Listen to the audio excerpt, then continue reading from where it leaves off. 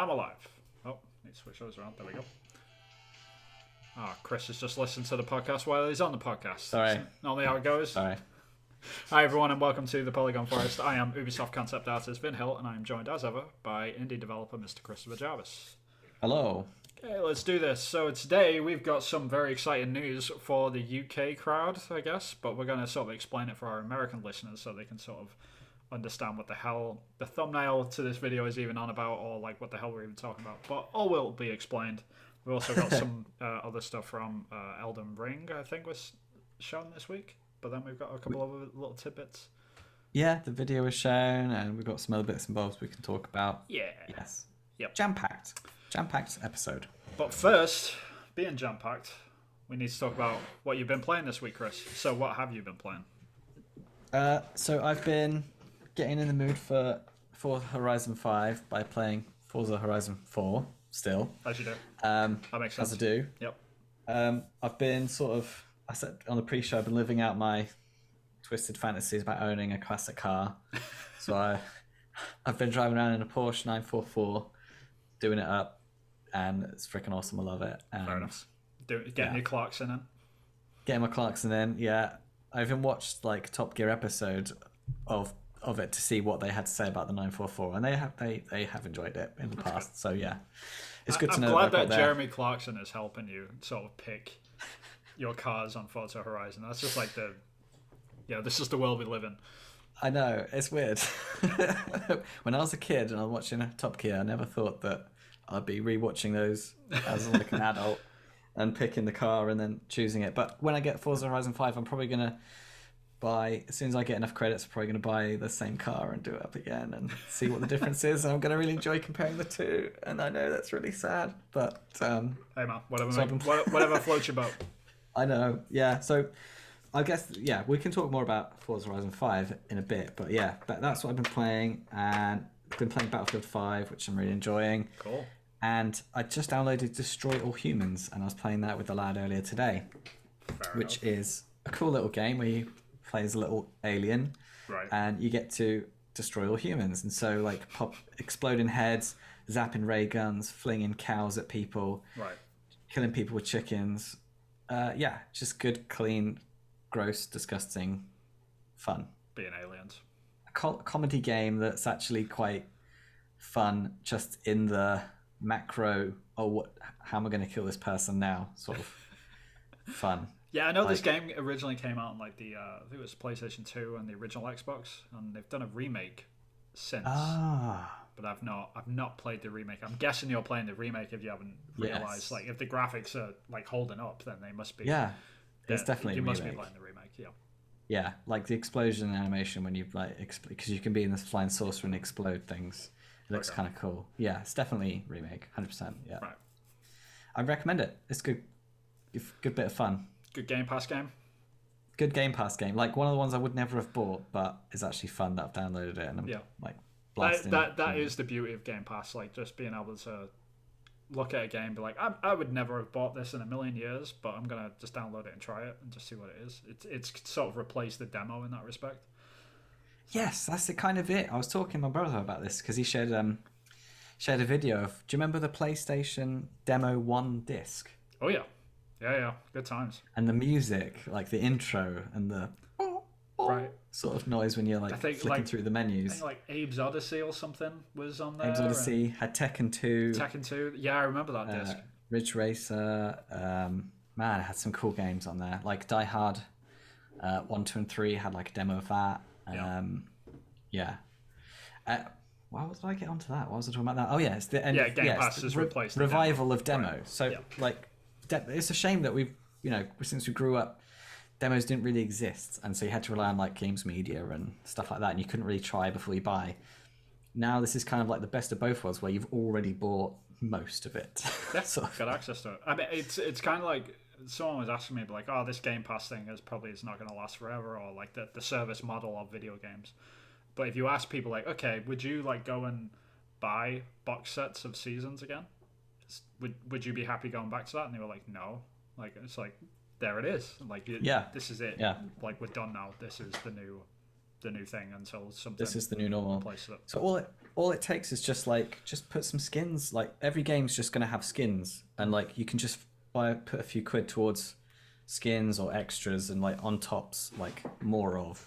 Yeah. Not like, pay to win sort of stuff, but like I think that's where I want to see the future going, and like fan celebration, like fans of some, this, that, and the other can, help devs, and the people that was okay, they get like they're happy. Like the people in the middle of the road are the most happy, just consuming the content, going about their day.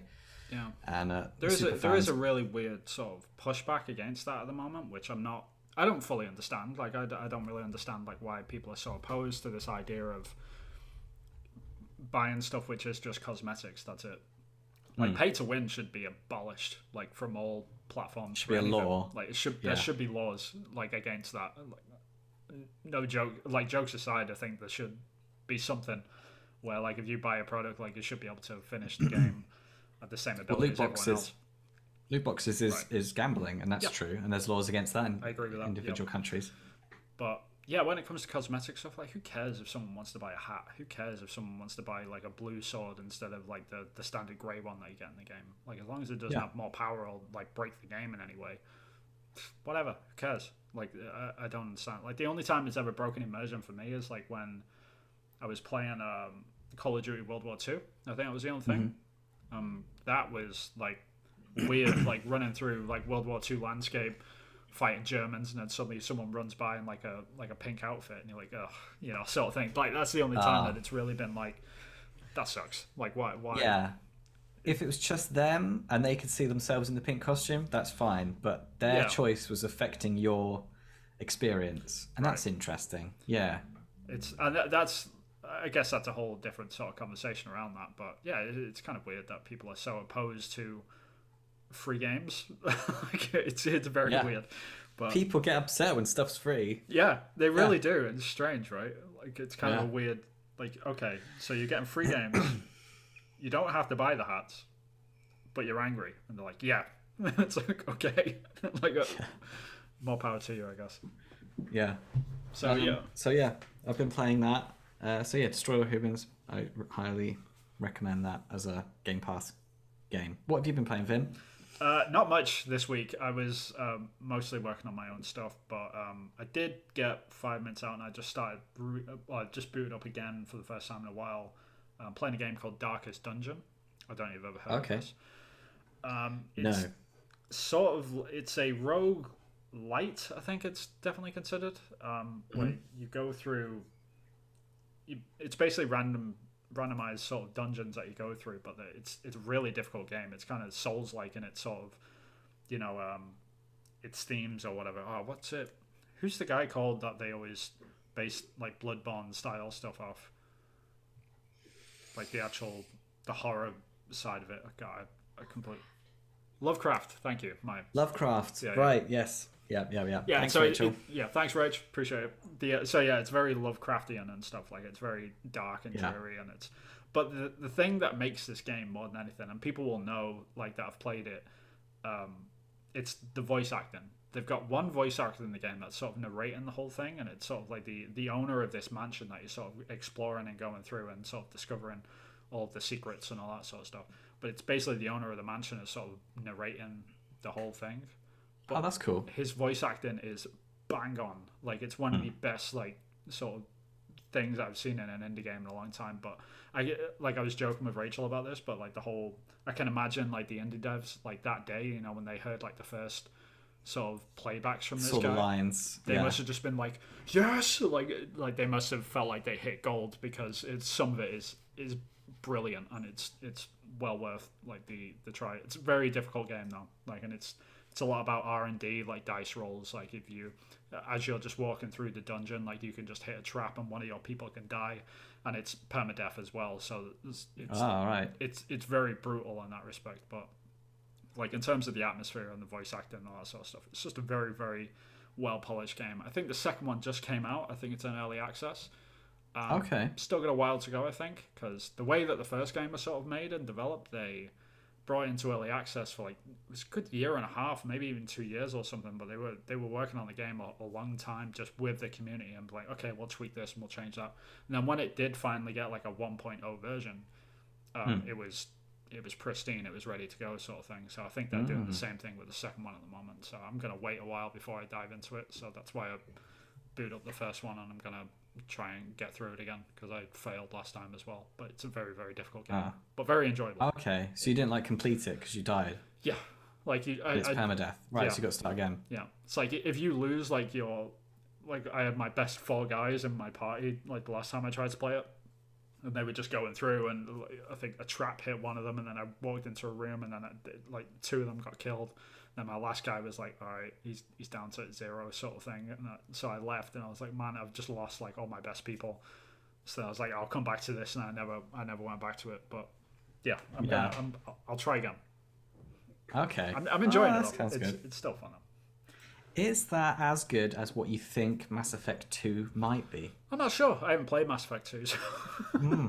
I know you haven't then. Yeah, I know. I'll get around to it. All these new games you're playing, still haven't played. It's an old game, but that's the funny thing. And the only reason why I started playing Darkest Dungeon again is because it's on my Switch, and I need to play something on that thing because it's been literally collecting dust. And I need to justify the purchase. Just it, problem solved. That's fair. That's no fair. problem. But yeah, I mean, most of my time though this week, honestly, has been on my own indie game. I've been working like crazy on that. I've finally gotten past like a certain milestone. Like I'm now going into like early alpha, which people don't really understand what that means, but it basically means like I'm building out the game now. Like I'm out of my test area, which I was working out all my core mechanics with. I've kind of gotten to the point and was like, okay, I figured all this bit out now. Now I can actually start building the actual map of the world and stuff, and actually like where the game is actually going to be. I'm not just in this gym test area anymore. Like I've actually started building out stuff, which is it's really exciting. But I'm excited. From what I've seen, what I am hating you for is just how much you can produce in such a short amount of time. It's sickening, considering how long I've been like slaving over my game for like over a year now, and I'm like halfway through getting some of the levels done. I'm revisiting 20%. I'm about to slow down big time though, I think, because now that I'm into like my main game, like I think my next plan of action is going to be making a vertical slice, which is basically taking a small section of the game and making it polished to the point that it looks like it's a finished game just in that one section. And then there I can figure out all of like the nitty gritty bits and really figure out like the game, and like if I run into any problems, then I can just solve it in that one area before I expand it to a whole sort of game. Yeah. So that's the problem, which I'm trying to like avoid, is build this whole map and then put the character in and then realize like, oh, this is way too big, I need to scale everything down, or the textures don't match, I have to redo all of those, and just redoing work is what I'm trying to avoid as much as possible. So I'm trying to be like as smart and methodical about it as I can. So it's like the vertical slice is probably going to be the biggest chunk of time, but once that's done, then the game is you've got a reference point smooth sailing from them. Yeah, so it's just that's good, building stuff out. Yeah. That's really cool. I've been working on some of my indie game as well. It's probably a good time to mention that we plan to do a video on Wednesday. So I'm guessing that'll be live as well, won't it? I think we'll record it live, but it'll also be up on this channel as well. It won't be under the Polygon Forest sort of podcast name. It'll be under something different, but it'll be within this channel. So if you are interested in like indie development, it's basically going to be me, Chris, obviously, and another person who we've had on the podcast, which is Sam Webster. We're all making games, and we're all solo developers, and we're all at various different points in production on our games. So I thought it'd be a good idea to get all the three of us together and just talk about stuff and run through any problems that we might be having, or like anything that we can help each other with. But also the main thing really is just keep us accountable and keep the ball rolling.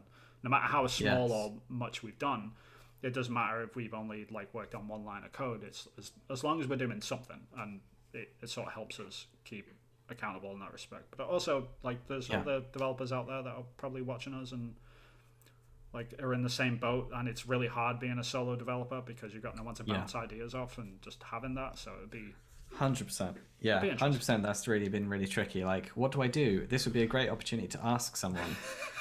And then it's like, well, I could ask someone, but they haven't got the context of my brain to understand what I'm asking and all this sort of stuff. And if you're showing people, because we can just bring up Unity, I'm guessing we're all going to be making it in Unity. Yeah, I think so. Sam's not doing it on Unreal, is he? Yeah, so we can all get on Unity and have a look around and do it live and share thoughts and ideas. I think that's going to be really cool. It's already been useful for me, like just us talking about potentially doing a podcast, and then also seeing your progress has really spurred me on. Been like, damn it, I can't let this guy like just steamroll ahead.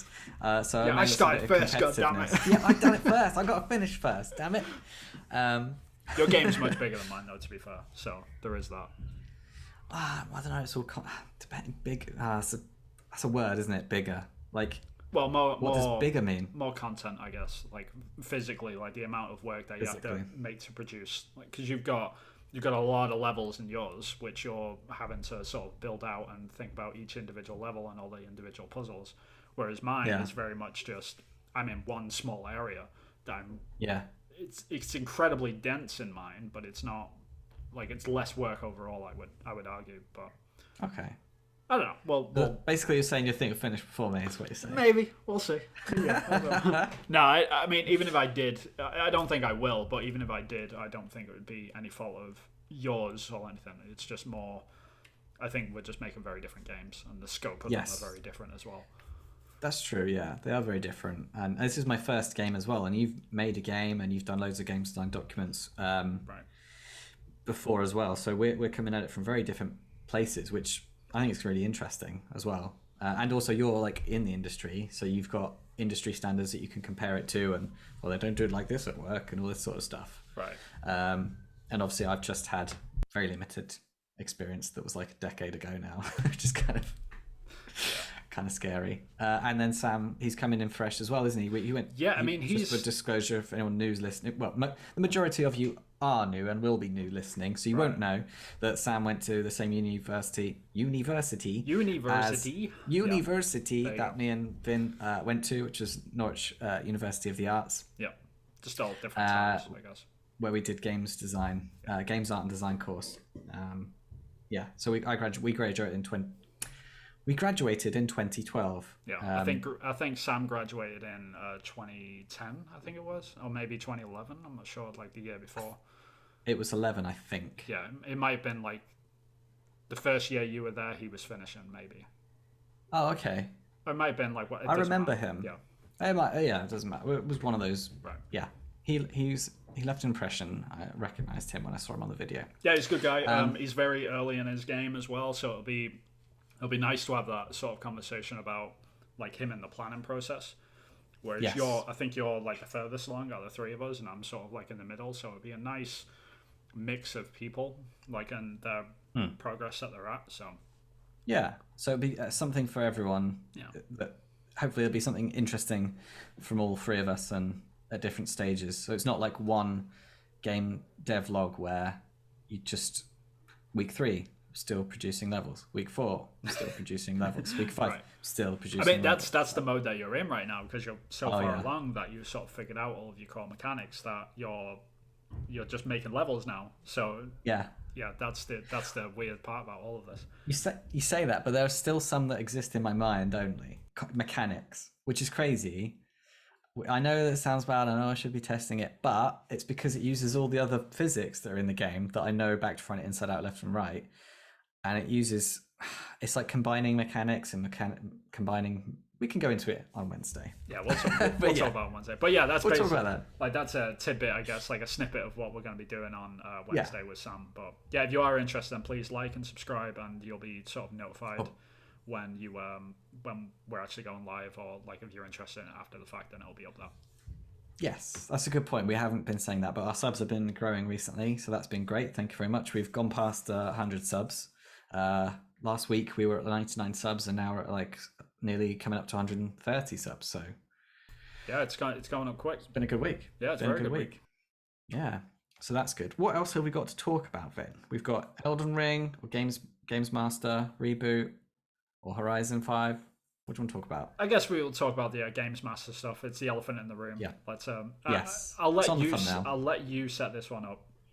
Okay. Explain it to our US friends. Yes. I have no So idea. the majority of our fans are from America, and you won't know this, but there was a program on in the 90s called Games Master, and it had Sir Patrick Moore, the famous astrologist, Yeah, astronomer, he was an astrologist, astronomer. I think he might have been an astrophysicist. physicist. I'm not sure. Yeah, Like he was... astrophysicist.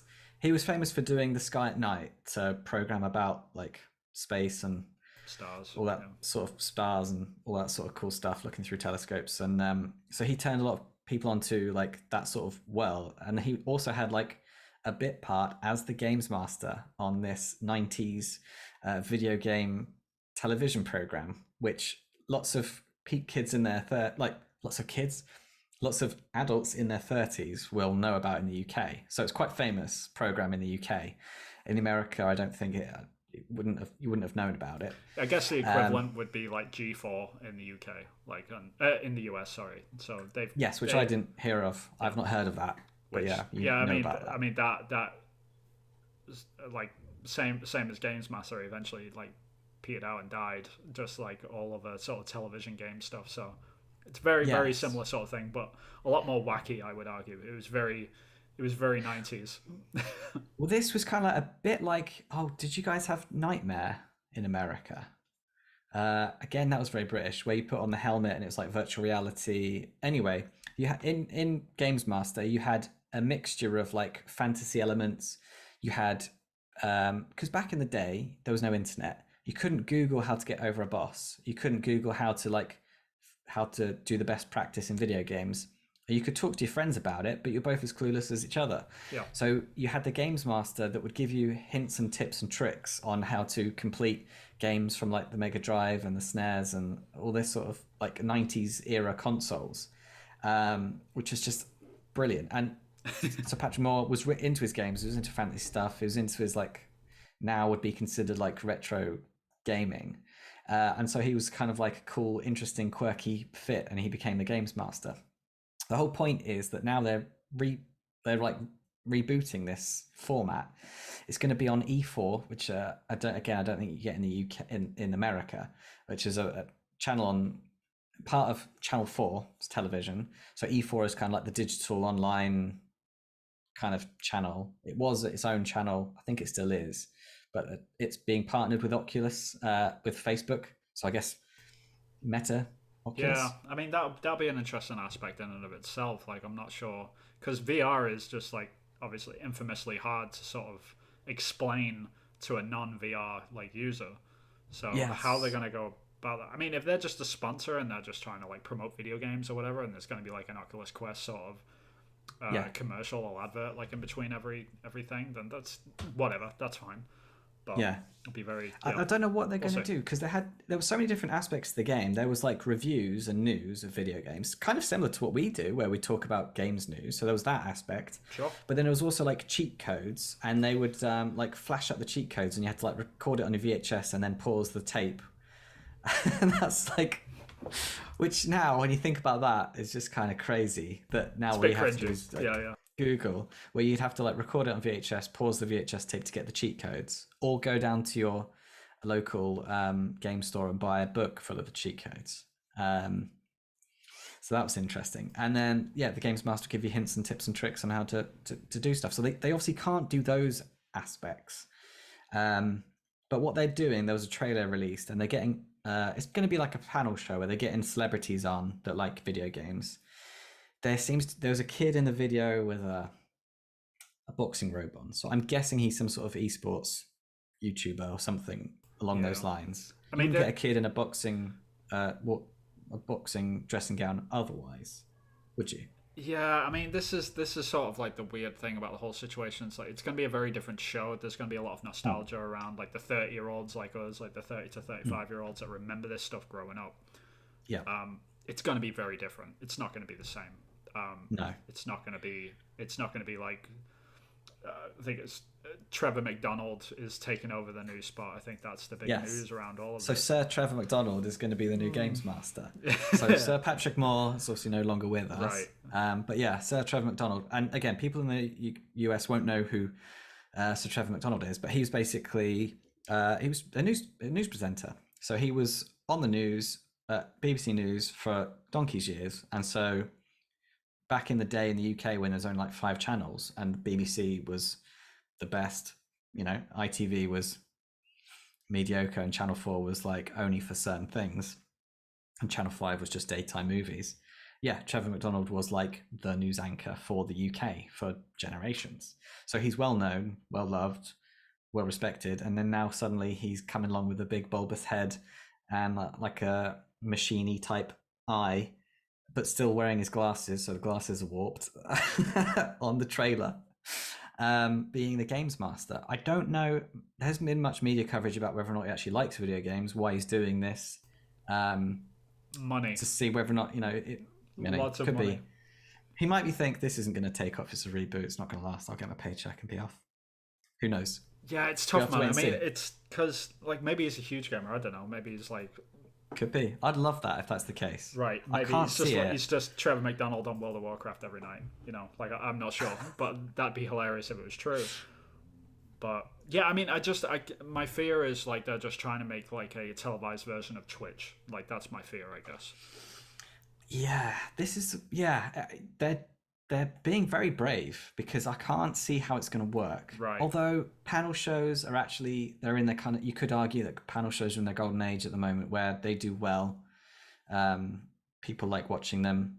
We've just got lots of cool comedians that are absolutely like 8 out of 10 really cats, like those countdown, all that sort of stuff. Like people love that stuff. So like if they can capture that sort of vibe and that energy and put it into like a video games TV show, then that would be like, okay, that might work. Because the average gamer is 33, I think it is at the moment, like in terms of like the graph. So it's sort of like they're in that pocket of, they could nostalgia, the games. Yeah, that. So lots of boxes can be ticked. So you've got the nostalgia from when we were kids watching Games Master. You've got the panel show, which I'm guessing that demographic is probably the biggest watcher of that as well. And then you're combining. You'll get kids along that are like esports stars, and you'll get YouTubers to kind of bring it into that mix. Yeah.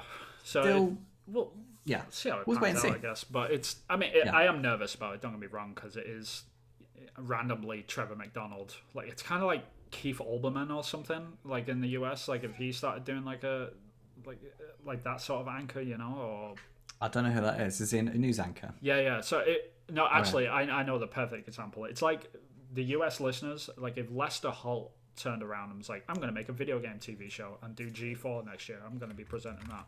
That's what it's like. And it's like, like Rachel is laughing because she knows who Lester Holt is. Okay. Let's Google it. That's what it's like. And that's the equivalent. Right. Yeah. And it'd be really weird. So that's what we're dealing with. And it's like, okay, we don't actually know if Trevor McDonald is actually into video games. If he is, we don't know. Awesome. More power he's to got him. that. He's got that dry comedy thing. Like he could totally. He's got, he's one of those, like, he's big enough to be like considered a British legend. He's like, right, yeah. If he dies, he'll be like, British legend. Yeah, he's a sir. He's been knighted pretty much. He's a knight. He's a knight of the realm. So he's well loved. So he's got those chops enough. So he's got enough respect for him to make a fool of himself, and everyone be like, it's fine, it's Trevor McDonald. What are you going to do? Like, he can do whatever he wants to do. If he wants to do a video game show on Channel 4, crack on, mate. Right. More power to him. Yeah. So that's a good thing going, and we'll just have to wait and see if it's any good. Yeah, I hope guess it is. That'd be cool to have like a video game show. Yeah, this is the thing. Other than this one to watch, obviously. Right, obviously. This is the best, but a good. If they want to get us on, if Channel 4 are listening, they're not listening. Free. We're not. They're not listening whatsoever. Yeah. I don't blame them either, really. No, like the question that I guess like it sort of expands out to is this sort of resurgence, like a renaissance of like them trying to establish a video games TV show again, because they're doing the same in the US as well. They're trying to bring back G4, and it probably would have came out this year, but obviously because of the pandemic, it's harder to get people into a studio and actually sort these things out. But there's still plans to do that properly. So yeah, I'm not sure. Remains to be seen if a video games TV show can be successful, because I don't know if that stigma Yes. still exists in the wider audience. Because like the games industry, really, like the player base in the industry, like the average gamer is, I think we've got like less than 100 million players worldwide, which really isn't that many if you think about it. No. Like it's kind of a small number compared to things Yeah. like movies and music and stuff. So we're still quite niche in that respect. Still in the infancy. Yeah, and quite niche in terms of entertainment goes. Yeah. But it's been growing, year on year. It's one of the biggest. So it's the biggest employer. Well, it's the biggest employer of the entertainment industry in the UK. Yeah. If we can get the same numbers as someone else, then that'd be great. So I don't Yeah. know. Like this does help like towards that. Like we like bringing in that like more than 100 million people. That'd be great if we could get to that. But Yeah. I still think the industry is relatively small. I'm not sure like if It's something good. like this. Also, it's a good way to showcase some games because they'll be playing competitively. So the celebrities are going to be playing competitively to try and win like the golden joystick. And so they'll be playing games like Cuphead. They'll be playing like Beat Saber. They'll be playing a bit of Tekken 7, I think it is the latest one. So they as an opportunity to like showcase games in a format that some people will never have even seen. And a game like Cuphead, especially, I think is one of those games where if you show it to everyone, you'll get a fan some other time. Yeah, I mean, there's definitely proof in the pudding that we like competitive gaming. That's why things like Twitch exists. Because people like this sort of stuff. Like they watch esports on a daily basis. Like esports is watched almost as much as like normal sports now. Like that's like the esports industry is like 5 times as big as the games industry. People are watching more video games than they're playing by a lot. So it's sort of like there is a market for this. It's just. It just depends how they handle it, I guess. Like, if they treat it with respect, and it's not just like this, this is kids sort of thing. Because Games Master, for example, worked in the 90s because it was like a boys' because club it was kids for kids thing. But now that's not the case anymore. Like it's changed, and I wonder if they'll change properly with it, or if they will like be like, "Oh, you're still in your basement, ha ha ha," sort of thing. Yeah, if they can shed that, then that'd be good. Yeah. They've got this kid on. We don't know what's happening in the teaser trailer, but this kid seems to be celebrating and wearing a boxing robe. So in some way, they're saying this is a person that's, an expert in their field or whatever they're doing, by what we can sort of infer. So there's that kind of thing. But at the same time, did he have to be in a boxing dressing gown? But at the same time, he's a kid, so maybe to him that's cooler anyway. And then what do I know? Let crack on. Yeah, I mean it's the weird juxtaposition of video games in general as well. Like this whole games are supposed to be fun and exciting and things like that. And for everyone. Yeah, and then at the same time we're sort of battling with this this drive and this want to be taken seriously. And how do you balance that in an entertainment sort of format like that? Sort of doing commentary and exploring this industry. It's kind of it's a weird dynamic that we have to tackle, and I wonder if this is the right way of doing it. Like if it maybe they've found something here, like this, like doing the panel show and not making fun of the industry but having fun with it, sort of thing. Yes, and using it like as a part of their competition or whatever. Like it could work. Yeah, could work. The panel show format I think is really clever to use as well, because you got those comedians that are our sort of age that are going to be into games, that can bring that. It's okay, I like this, I'm a comedian, I'm going to help you laugh along with us sort of thing. So hopefully that is the case. That's like the best case scenario that I can think of. Remains to be seen. So yeah, we'll check it out. Yeah, I mean, there's might live stream it or something. We discussed this. Maybe it's a maybe. Yeah. If there's any fans that definitely want to see us live stream that, then let us know. Yeah, and also let us know what you guys think of the whole G4 coming back and Games Master and stuff. Like how do you feel about any of this? Like are you excited for it? Like do you not care? Is it not for us anymore? Like will it pass us by? Like I'm really curious to see what the target audience is for this. Like when it does land, like is it going to be for the 30-year-olds or are they going to be going after the 15-year-olds, sort of thing. Like which like the teens and tweens that are watching Channel 4, like is it going to tap into that demographic? I don't know. Could go. It's interesting. Yeah, I'm fascinated. It's potential, but we've got a good track record of this sort of stuff falling on its face. There is that as well. I mean, I have to. It's like you said before. Like you have to sort of doff your hat at the people that sort of greenlit this thing and sort of saw the vision to actually try and attack it, sort of thing. But I get like they're seeing the numbers from Twitch and stuff like that, and they're thinking, they want a slice of Twitch, basically. Right. Yeah, of course. Yeah. So it'll be interesting to see like how far they actually get with that, and if they're successful. Hopefully they are. Like more exposure to our industry, the better. I'm never gonna like scoff at this, but it's kind of it depends how seriously. It's interesting. Yeah, it's very interesting. Yeah, it's a sign that something. It's definitely a sign of something, of like a milestone. I think we might look back at this and go, even if it's a failure, it's like there was enough of X, Y, and Z for execs to greenlight this sort of thing. When back in the day, in the 90s, how many people were watching Channel 4 at that time? Actually, there was only 4 channels, right. So actually a lot. Yeah, so it's a different time, wasn't it? Yeah. So what's going to get these kids to want to watch E4 or go on their Oculus Quest and watch along? I don't know. We shall see. But stay tuned for that. Yeah, it'll be interesting. I'm curious. That's for sure. But yeah. So what do you want to talk about next? Elden Ring or Horizon 5? Let's get Elden Ring all the way. Okay. So I called it the wrong name earlier in the pre-show. Called it Elder Scrolls. You did, and I laughed at you, and I thought, oh, bless him. Yeah. He doesn't know what games are anymore. I know. Well, it's like, Elden, meh. Elden something. Elder. Yeah. Scrolls, Rings. It's something's old. Yeah. Something is old. Yeah.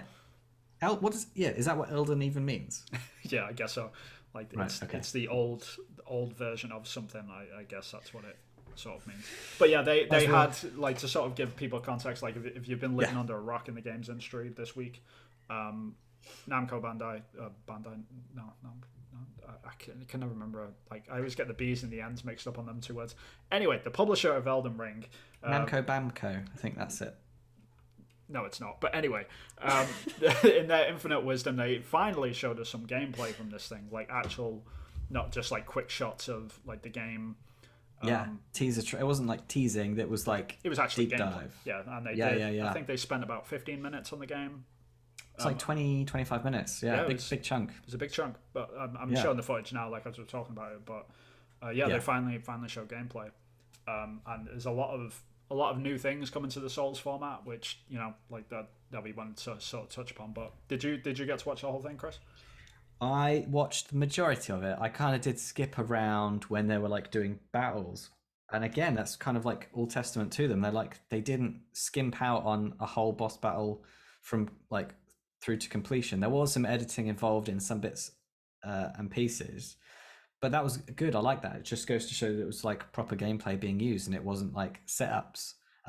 So they edited some of the boss battles and were talking about it, and the information they're providing, I thought, was exactly the sort of questions I was asking. So that was ticking huge boxes for me. And we got to actually see what the game's like. I think this gave us a really good impression of what we think the game will be like. And for me, it's like open world. We said about in the pre-show. I said it's like Breath of the Wild meets like what did we say? It was kind of like Horizon a little bit. Bit like Horizon open world meets Bloodborne. Just the Souls Bloodborne. game. Yeah, Souls game. It's just a basic Souls game meets that, or Breath of the Wild meets Souls game. Which is kind of like up my street, because I can't really get into Souls games because for a few reasons, like the lore and stuff and the story doesn't get me hooked. The difficulty is a problem for me, and the fact that if I get stuck on something, I can't just like go somewhere else and explore something else or deep dive into something else. Like I have to beat this hard boss until I can progress. I can see how that would probably ease some frustrations. Just given the ability to say, okay, if you're not strong enough for this, then go off and do something else for a little bit. Yeah. That would. Whereas this game seems to do that, where it seems like there's options. Like you can go and hit a massive pot with a big bat in the arse and get him popped out of the ground. Right. Or you can go and slay a massive dragon, or you can like infiltrate a castle, or you can go and go into like a cave or like a dungeon, do some dungeon crawling. So it seems like you've got that option. You can go on a dungeon crawling quest, and then you can pop out once you've done that and still run around. The only thing for me is like the horse. Still a bit weird when the horse jumps around and You've been like spoiled goes by up. Shadow of the Colossus, that's why. I know. That was a cool horse. This horse like jumps on a beam of light and shoots up a cliff. I know it's gonna. It's probably one of those things where it like looks bad but feels great. Like Oh yeah. This is I the want to thing get about up that Souls cliff. games, like they kind of like when you watch like Let's Plays of them, like they can be impressive games to look at, but Yeah, like how they feel and how they play is like 90% of the experience, in my opinion. yeah, But yeah. And I'll want to get up that cliff, and I don't. I want to get up there quick, and I don't give a crap that my horse is riding a beam of light. Like that doesn't stop me from enjoying it. It might stop enjoying me watching a video of it, but yeah. What are your thoughts on it? yeah, I mean, I've gone back and forth on this because in some ways it looks very, very Souls-like in a lot of ways. Like the combat is extremely Souls-like. There's nothing Yeah, really new which I've seen. Like there's a bit of new magic stuff in there which is cool, but yeah, it's very, very Souls, which fans will be happy about. Like there's Soul fans out there. Like if you change anything, they'll be like, "Urgh," like no, don't change the combat. to me it looked like they had really like the amount of different weapons available, like you got lances, double sword, massive broadsword, like the whole Yeah, I mean they the whole kind of magic thing. they kind of had that in Bloodborne. Like it's very Oh, much I just like didn't that. get that far. Yeah, Bloodborne's like, in my opinion, that's the best Souls game so far. I think it was like the perfect sort of balance. But the thing that makes me nervous more than anything about this is, ironically, the open worldness of this game. It's changed because it might change the format of what makes Souls great a little bit too Yeah, much. Like, and I'm kind yeah, of, I'm kind of worried that like there's always been this debate about like, oh, they should make Souls games a little bit easier, or they should add an option to make them easier and all that sort of stuff. But yeah, there's actually like a subsect of people, and I sort of fall into this as well.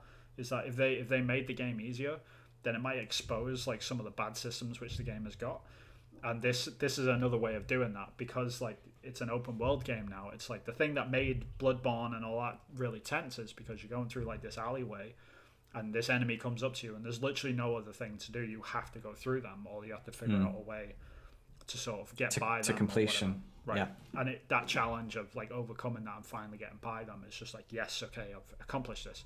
But in an open world setting, it sort of removes that a little bit, because it's like you just said, like you can just you're like, yeah, this is too hard. I'm going to come that. back when I'm leveled up, and Yeah. then it suddenly turns into a different open world Right, and I game. think So what it's going to turn into, not unfortunately, but I'm not sure like how the gameplay loop is going to feel. But what I fear it's going to fall into is like this weird sort of boss crawler game where the only things that you really do have to fight are the bosses now. So it's sort of this. and the henchmen never like they need to Yeah. properly nail how difficult henchmen are in certain areas for you to still feel like it's a Souls game. Yeah, I get that. Yeah. And then like the whole risk reward, like I really want that armor. Like how do they let me communicate that I want to get there? Because before there was no choice in other Souls games, but with this one, they're going to have to make me want to go through these difficult scenarios. Yeah, so that's tricky. Yeah, it's tough. I mean, because like the open world thing could completely change the dynamic of the game in the best way as well. Maybe it'll be like the next sort of Breath of the Wild, like Horizon Zero Dawn moment for them. Maybe like the open world really suits the Souls format, and this will be great. I also think like I'm pretty sure this game is like set in sort of Celtic mythology anyway. Like I've been saying that for months. Okay. So like I think that'll like I'm already in for that. Even right now, the gameplay that we're looking at, it's like the Celtic knot design patterns on the tiles and floor and stuff, and it's everywhere. Like I keep seeing stuff, and I'm really into that sort of style of stuff. So I'm in. It's just I hope that the open world format works, because like having an open world, having a mini map is like really weird for a Souls game, because like the whole point of it is like really study the maps and figure out the levels and really crawl through and figure out every enemy type, every animation, that sort of thing. That's the fun of a Souls game a lot of the time. And having the mini map and having an open world sort of removes that. So hopefully it works. I hope that it works. But the game looks great either way. People are really excited about it, and I just hope it works out.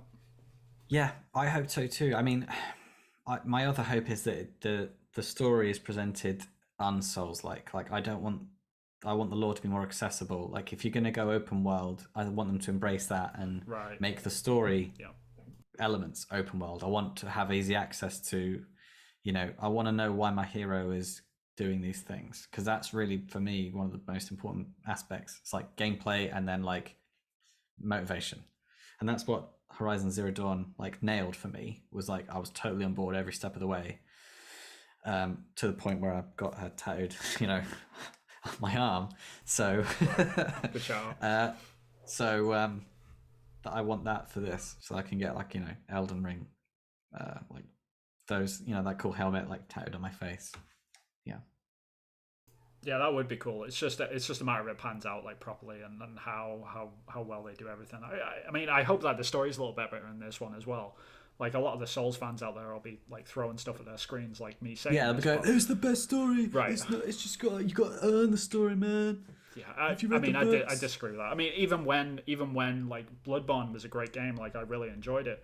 But even when you did like achieve the lore and the best ending and all that sort of stuff, the ending was just garbage. Like I don't care what anyone says, like it just wasn't enjoyable. Like it was sort of like, wait, what? Like what happened? Why is this? Well, for me, the start was garbage. Like I was like, right, why am I doing this? I don't care about any of this. Like, get me invested. What's at stake? I have no idea. Yeah, so that for me was a massive problem. Like I had no reason. It was a little bit too much. Like you needed the community to get together to write the novel, like and build up the Wikipedia page, which is a part of the fun. Like that's why people love these games as well. They like being that one person that added that one line to the lore in the Wikipedia page. Like they want to be the person that found that sort of thing. So I get that side of it, and it's great. Yeah. Like for them people that enjoy that. But for the average gamer that just wants to play the game from start to finish and enjoy it.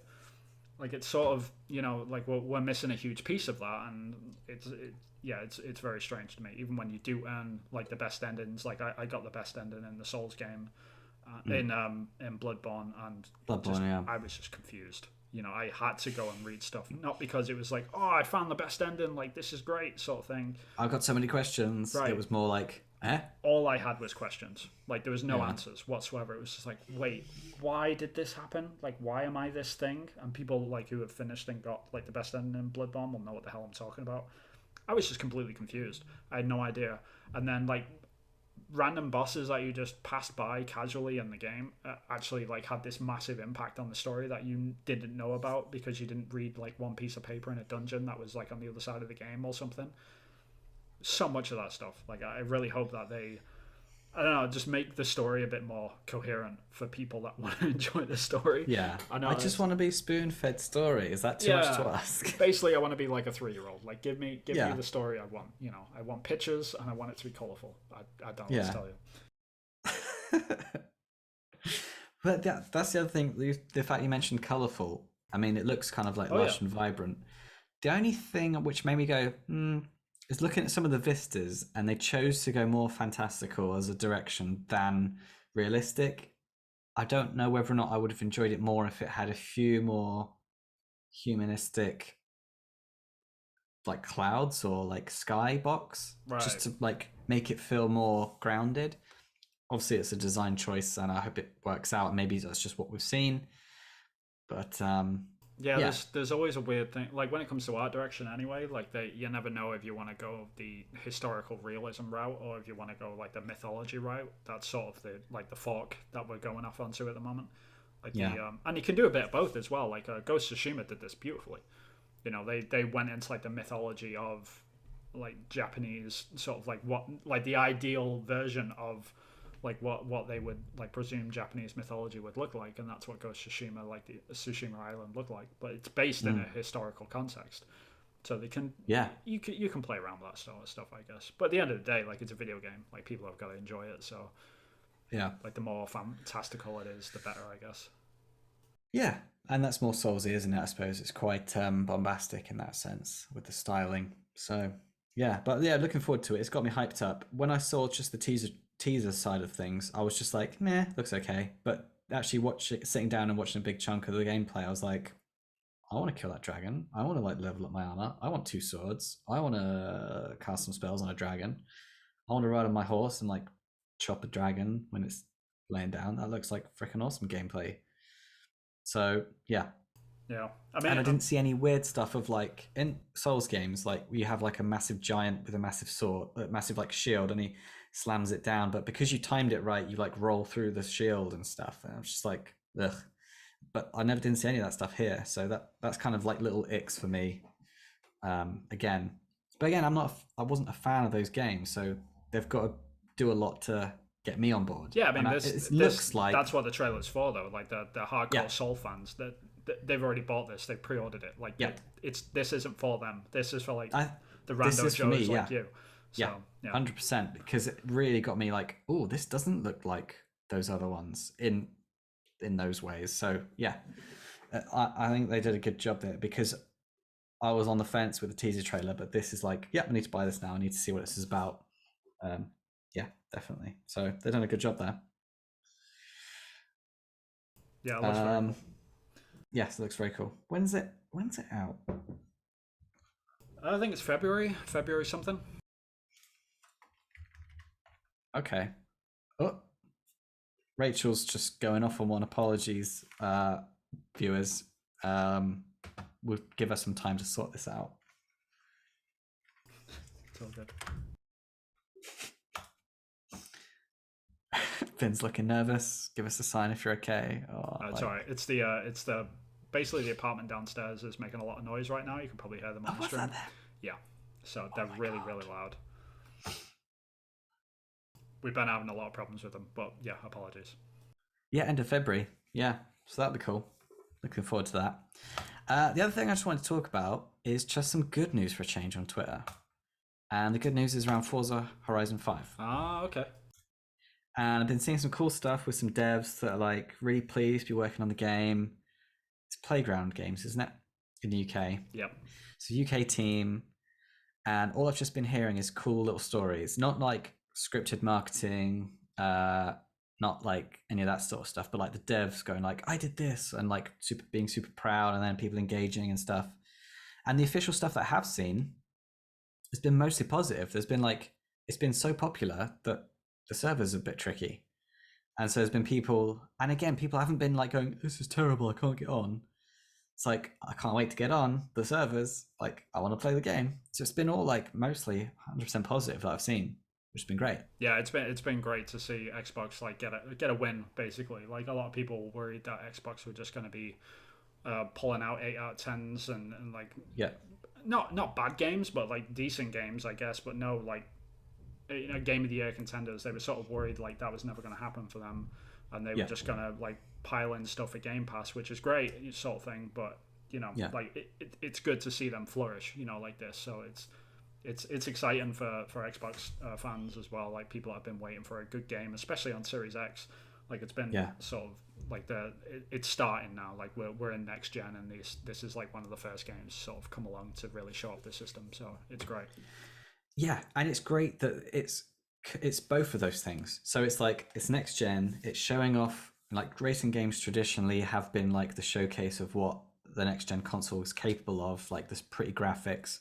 This one has got it in spades. It's also being released, on the old platform, and it's just great that it seems to be fun to play as well, and like it's got people hooked. And yeah, I mean the reviews are just fun. Sparkling right now. People are loving it. But like you said, like there's been a lot of developers like this is their first game, and they're really like loving the fact that people are eating this stuff up, and that they're just having a great time with it, and seeing people on Twitter be like, yeah, my first game sort of thing. And just people like supporting them. It's been great. Proud to have been in the industry. It just seems like a bit of a change of pace, which is good to see. The other thing that we can actually deep dive into is like what makes this different, because racing games, you can like them, not like them, just think, oh, they're just good software, but they're not good, they're not fun games. It's actually worth mentioning what makes this game what's been talked about in the games media. So one thing which I was amazed by is just how stable it is. So you've got performance mode and you've got graphics mode. And performance mode, you've got like 60 FPS.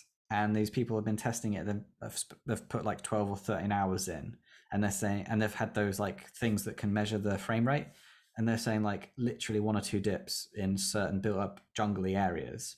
Apart from that, like consistently 60 FPS, which is just crazy considering all the other technical things which hasn't really been done in a racing game before.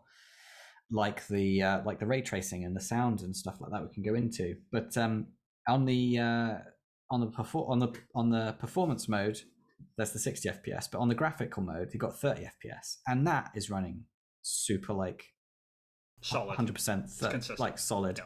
Which again for any game, getting anything consistent, anything solid is a freaking achievement in itself. Like, well done. Even if you're getting it to run 30 FPS like consistently, that's still an achievement. And they're doing that with the graphical mode. And people are saying there isn't too much of a difference in the actual graphical quality. So yeah, it's where playing performance mode almost.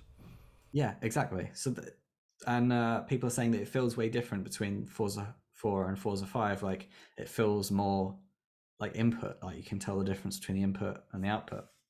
So that's really cool. I'm really enjoying that.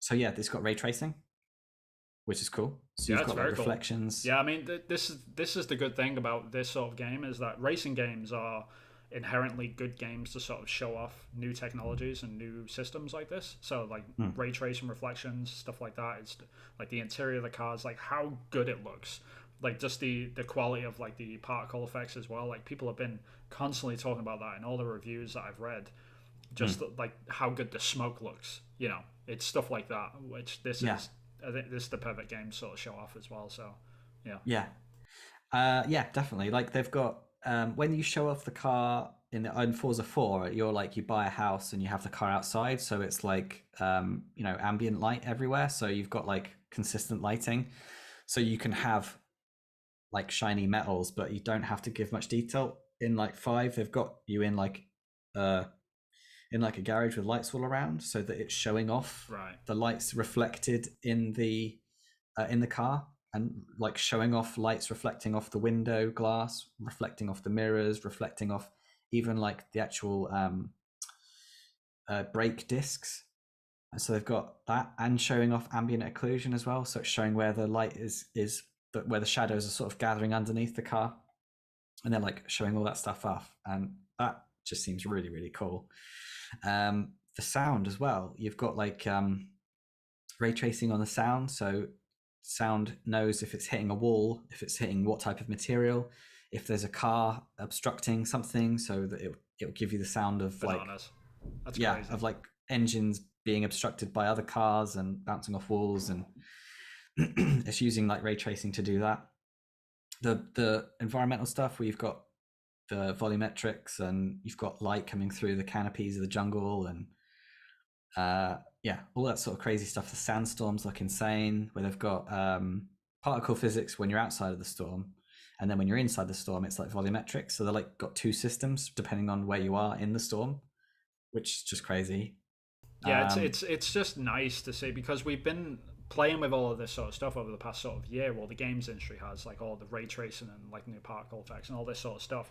But this is like the first. I think this is like the first proper one when we've seen it all in one decent package sort of thing, and it's getting really well reviewed. So I'm sure there'll be other games like on other platforms. Like, I'm sure PlayStation are going to have some bangers with Horizon. When Gran Turismo is out, new Gran Turismo is out soon. I think they're going to do some really interesting stuff. So it's just great to see all this sort of stuff though, like in one thing, rather than like this has got the, like, we're always looking through the checklist of what games I've got and what they haven't got with new technology, but this one seems to have more than most, so it's great. Yeah.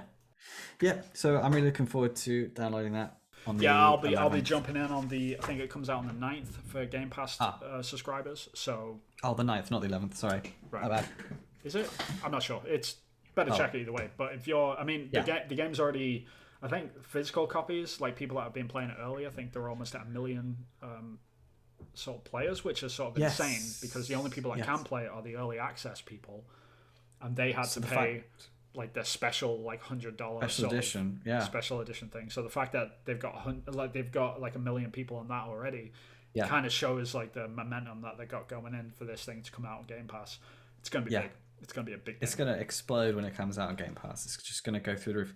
The thing is, do I stick at Forza 4? I've plowed in some hours into that. Do I finish that, or do I just go, see ya, and then just go straight on to 5? I think you should just go straight on to 5. I think. I probably will. As much as I like the setting of 4, because obviously we're biased, we're from the UK, so 4 is very much like close to our hearts. So Yes. but this will be a bit more. I could just go outside though. If I want to That's see fine. that. Yeah, but you I can can't just look out the drive window, around in a but- Porsche outside, can you? Like that. No, I really can't. No. I mean, Or, you like, could. smash through You walls. just wouldn't have a house. That's all. Yeah. I could afford a Porsche, but not a house. Yeah. I could just live in the Porsche. Podcast from a Porsche writes itself. No, I don't do that, Chris. I'm sure your kid wouldn't be very happy. Like, why aren't we eating this week, Dad? Oh. Well, we can drive we're in the around Porsche. Right, we're in the Porsche. Why don't I have a bed? Because we're in the Porsche. Like every answer, son, is because we've got the Porsche. Because we're in the Porsche. Yeah, that's a valid excuse for a lot of things if you think about it. Yeah. That doesn't really reek of Porsche driver, does it? Like poverty and all other aspects of life. No, I How's a mean Porsche? you'd have to be in poverty, but you'd also have to get like the gloves, and just walk around with those on, like being a hobo with your Porsche gloves, like driving around in the car.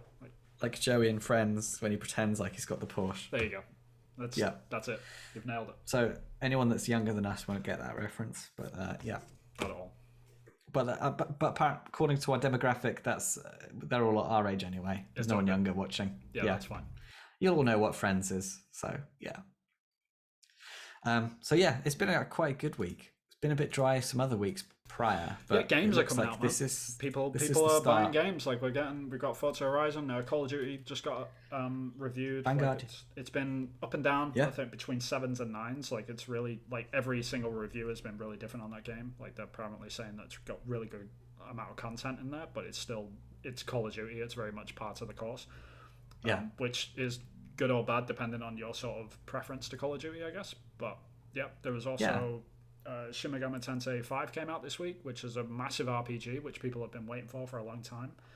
Twitter seems to think that Persona 5 was a better game. Like, okay, that's fine. You're allowed to have an opinion, people. That's okay. That doesn't mean you need to chastise everyone for it. Yeah. What other games came out this week? Riders Republic from Ubisoft I think it was soft released this week, but that seems to be doing quite well in the reviews. Not really getting that much attention though. I've heard a few things. I've seen a few videos. Like, yeah, it looks kind of interesting. It looks like this wacky game. Yeah, wacky, so wacky. I see someone like flying around with a jet engine or something. Yeah, sure. Yeah, there's a lot of that stuff. I mean, it's one of those games like if you're playing in like the 60-person servers or whatever, and you're all going down the hill at the same time, like that, it just gets completely wild. It kind of reminds me of Fall Guys in a weird way, but it's got that sort of chaos energy to it. So if you're into that sort of stuff, then go nuts. Like, but people are having fun with it. Like, it's good to see. Yeah, it seems like we're in this age of like, or maybe it's just because we're getting older. I don't know. I'm seeing more or noticing more like fun, goofy, just having fun games, like games that are focused on just having fun rather than like but there's still a place for like the serious World War II shooters. Absolutely. Like still pulling in the numbers. It seems like we're broadening our palette, if you like, and gamers are getting more. More options is always good. Like we can't.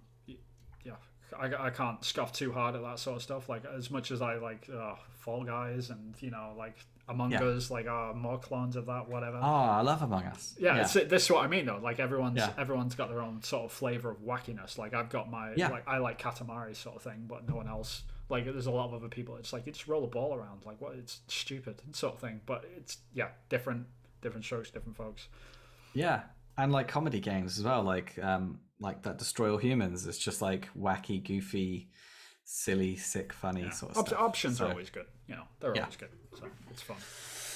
But lots coming out. Lots to look forward to. Yeah, we've got a good few months ahead of us as well. We're now in November. Next month we've got obviously Halo Infinite is coming out. That's gonna be a big one. And then we've got Horizon coming out a couple of months after that, and it's gonna be a good few months ahead of us. So I need to start. And we've got to do indie games while there's all these video games coming out. So maybe the indie games are going to be put on hold when Halo comes out. Yeah, maybe. Yeah.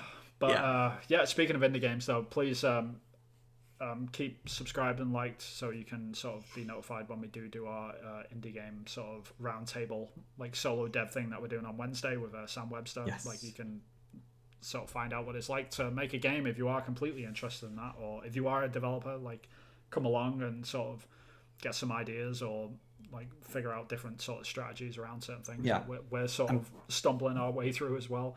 100%. Yeah, like you've had some more experience than me, but this is like my first soiree, and so I don't know anything I'm doing. So I'm making all the good mistakes, and so point those out to me. Mistakes. Vin has been trying to tell me where I'm going wrong, but yeah.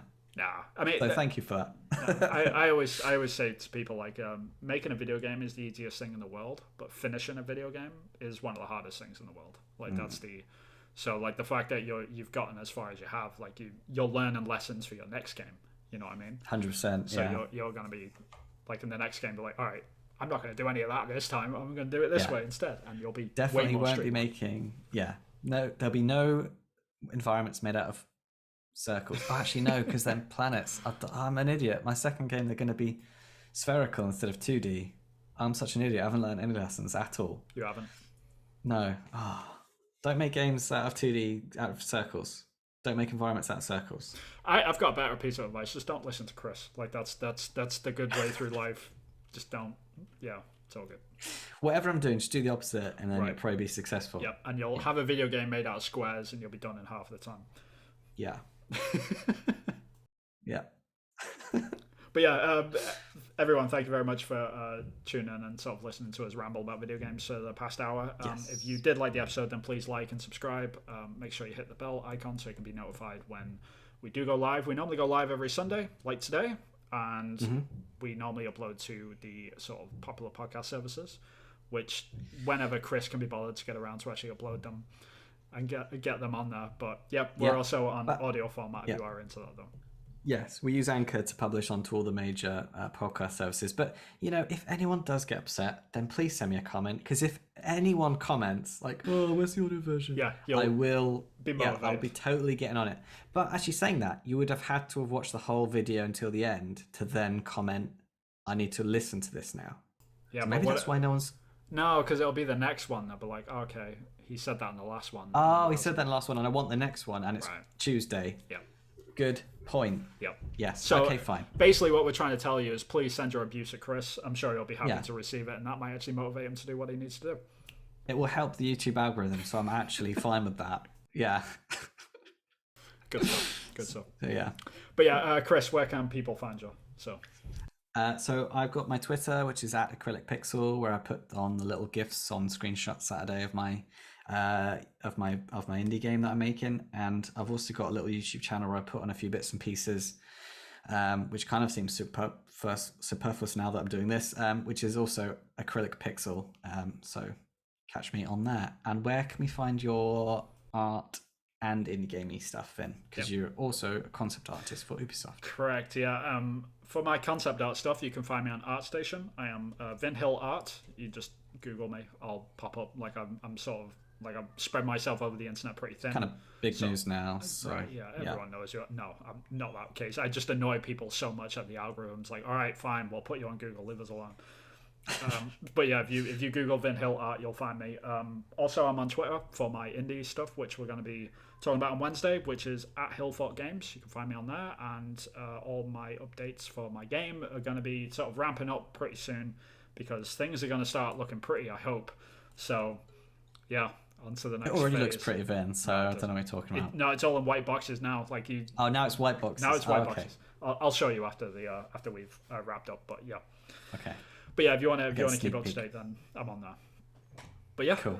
Until next time, though, we'll catch you guys Wednesday, later. then. Until Wednesday. Yeah. Until Wednesday, if you're into indie devs. If not, then we'll catch you here for games sort of podcasting as usual next Sunday. But until then. Cool. Ta-ta. Bye.